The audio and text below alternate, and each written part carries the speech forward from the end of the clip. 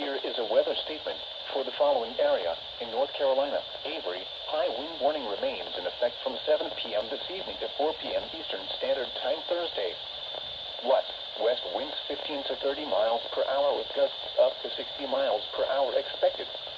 Where? Avery County. When? From 7 p.m. this evening to 4 p.m. Eastern Standard Time Thursday. Impacts.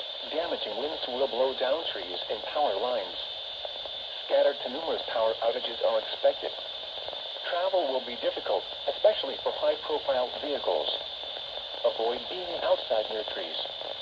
If caught outside, watch for falling debris or tree limbs. Remain in the lower levels of your home during the windstorm and avoid windows and overhanging trees. Use caution if you must drive. Stay tuned to NOAA Weather Radio or your favorite source of weather information for the latest updates.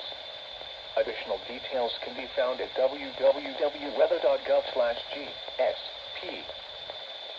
Here is a